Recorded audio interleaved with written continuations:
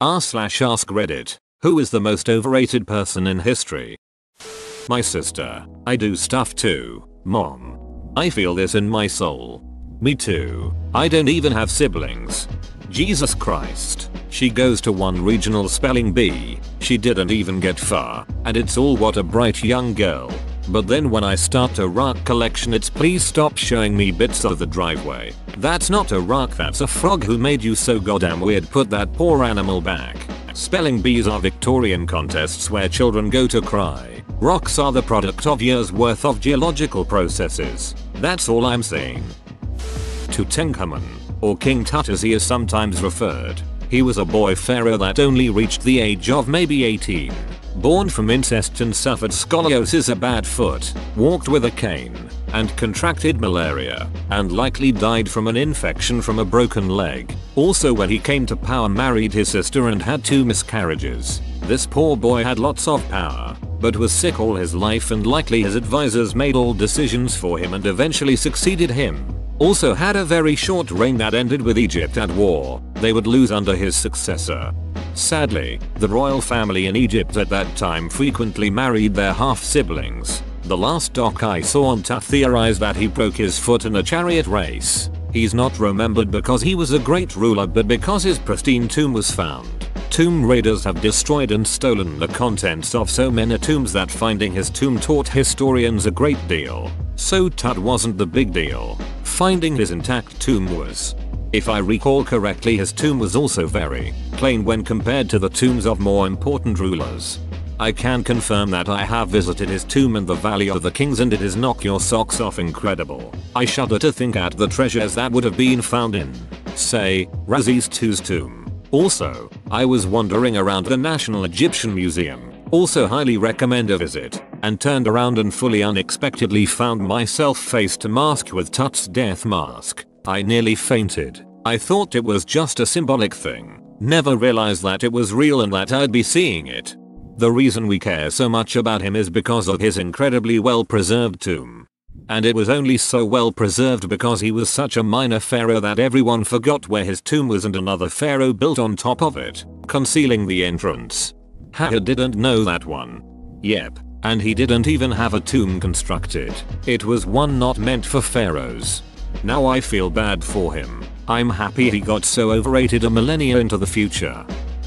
Guy Fawkes. He was a minor cog in a conspiracy that he didn't even know all that much about. He was tasked with a dead simple objective, and he failed. He gave up the names of all the co-conspirators that he knew about, but most of them operated on a much higher level than this chump. So they got off mostly scot-free. He had one job and he ducked up 3. Basically, he doesn't deserve the pages that his story is written on in history books. I 100% thought this said Guy Fieri and then I read the rest and thought I missed some huge news. I would watch a movie about Guy Fawkes only if it was played by Guy Fieri.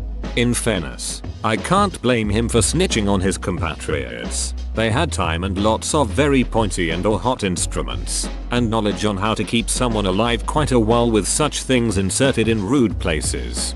Yay, Reddit's talking like they wouldn't sell out their mum the second a red hot iron came within a foot of their face. If you come near my toes with a pair of clippers at a slightly off angle, I will tell you anything you want. All they'd have to do is show my ankle the corner of my bed frame and I'm done. Jack the Ripper. More overhyped, not overrated, but he only killed 5 people. It's not like he's the original Dexter. Yeah, I really hate this story. Overtold, over-theorized. Only reason no one has pinpointed him was because it was in 1888 before crime investigation matured and they didn't have the technology. Now back to my hunch. Everybody talks about Jack the Ripper. Nobody talks about the Mad Butcher of Kingsbury Run. I personally don't think so. You have to understand that he was killing at a time the world was very different. Forensic science was just starting and widespread media was fairly adolescent. He had so many qualities that made him so famous. First, his name. Rarely has a serial killer name been so menacing or evil sounding. Next, the nature of his killings wasn't just straight up murders, but they were ritualistic and evil in nature. Next, his conversations with the press. He often sent taunting letters to the press and the police and was always steps ahead of them. This has been done by serial killers since, but he was the first to truly do it. And last but most important, he was never caught. They went through thousands of suspects and no one has ever been even close to figuring out who it was. It captures the imagination of everyone, much in the same way the DB Cooper mystery has. Yet, people have killed more or in a worse manner, but no one captured the world's attention like old Jackie Boy did in the late 1800s. Some of the Ripper letters were definitely fake and arguably they all were. A lot of it was journalists drumming up attention for their own newspapers or just pranksters. Mother Teresa. Learning about her misdeeds was really hard to reconcile with the image painted by popular media. She felt that suffering made her closer to Christ. Her facilities were often dens off, despite her having the resources to fund them with proper medical staff and equipment. I was still drinking my morning coffee when I typed this out. I think dens off speaks for itself though. Suffering brought her patients closer to Christ. As I recall, she herself was treated in a San Diego hospital when she became unwell. Mia Khalifa. Her thinking she's a big person in sports now is ridiculous. No one follows her for her sports opinion, lol. So true. Mia Malcover exceeds Khalifa's abilities in all regards. Waldo. Why should anyone even care to search for him? He's done nothing. The fact that he's always hiding is probably because he's done something wrong. Plus that ducker only has one shirt. Today I learned Waldo is just a wandering homeless man. This whole thread can be summarized in a surprise ending. Nobody is perfect. Nobody's perfect. Nice stroke, Pam. Except for Bob Ross, Fred Rogers, Steve Irwin, and Keanu. How dare you leave out Terry Crews? Mother Teresa believed the suffering of the poor was beautiful. She also let the sick people she helped go without medicine to bring them closer to God. Different story when she became sick though. Ioannis Metaxas. He was the leader of Greece from 1936 to 1941. Most famous for not surrendering to fascist Italy during World War II. The only problem is that Metaxas was a fascist dictator himself. Yes, but he was our fascist dictator. I thought he was the founder of Iowa and Texas. I'm gonna have to go with Hitler. His paintings really weren't that great. Hitler could have become a great flower painter but he chose the easy path. Ken M. Thomas Edison. Let's be real here. Who isn't overrated? Euler. Ducking mad lad lost vision in one of his eyes due to the strain of his work. Yet he continued. He continued until he were no longer able to see on his other eye. Now that's some dedication. John Lennon. Don't hurt me. I'm a big Beatles fan. But somebody had to say it. George was the true genius. George has always been my favorite. John was too consumed by anger. Paul is always trying so hard to be cute and to please. And while Ringo seems super chill and a cool guy, he's not a good singer or songwriter. George, however, was always trying to make sense of the world and to view it from the largest perspective. He continually sought that serene setting in the midst of the maelstrom. His early songs were fine, but IMHO he later became a better singer-songwriter than Lennon or McCartney even before the band broke up. But Something is a masterpiece, and it was really the moment when I think many people realized that the quiet one had found his voice and now had something inspiring, beautiful and eternal to say. Of all the Beatles, his solo work is by far the most enjoyable and the most consistent. Of course, we'll never know what John might have done and how he would have grown had he not been killed. But IMHO, George was the best of them because in many ways, he had all of John, Paul and Ringo's qualities within himself in perfect balance.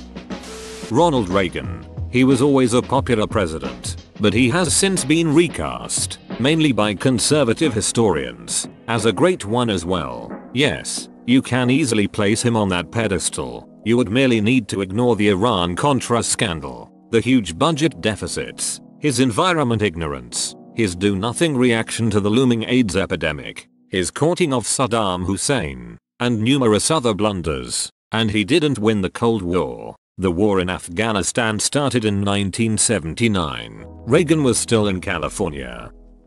Erwin Schrödinger. He is both overrated and underrated simultaneously.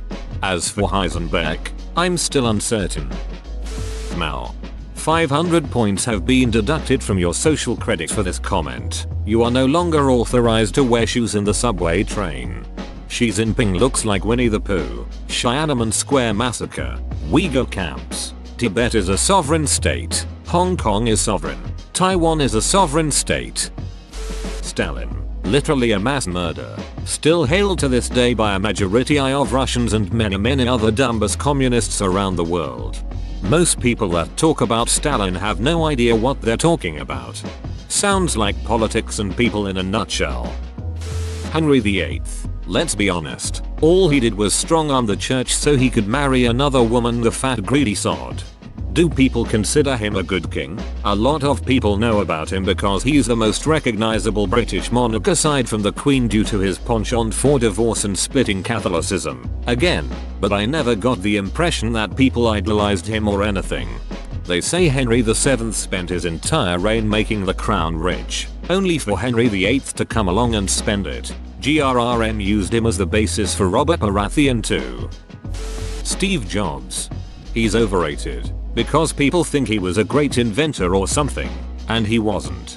But he's underrated too. Because he was Apple's filter to stop horrible designs from getting out in the world. And Apple doesn't have one of those anymore. Software companies need a jerk. Jobs killed projects at Apple that were garbage. Now there's nobody like him left. And so we got the iOS Podcasts app, which was designed by morons. There needed to be some jerk at Apple with authority to say that's garbage. You can't ship it. Fix it. As more and more Apple stuff gets rewritten, it's only going to get continually worse.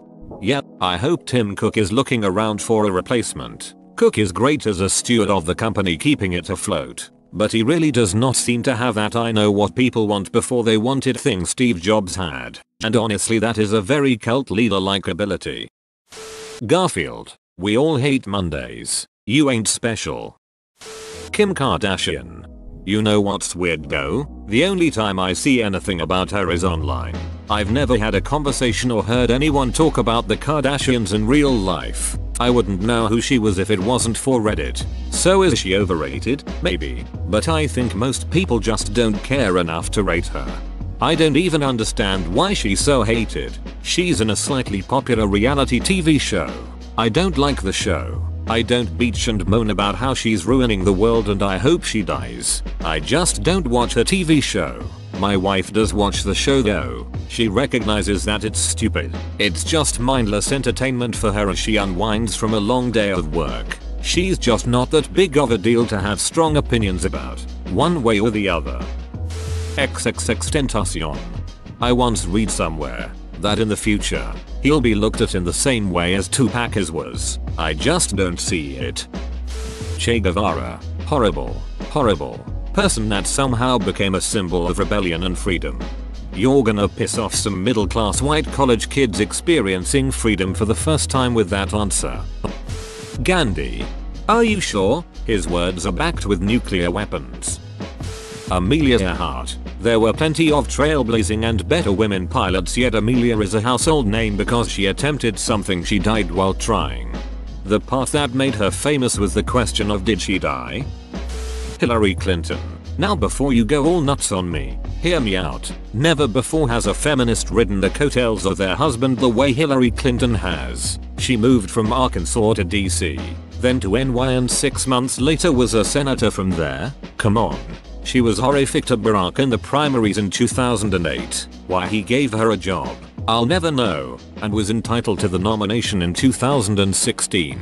Hillary is no dummy, but if not for Bill, she would be a real estate attorney back in Little Rock.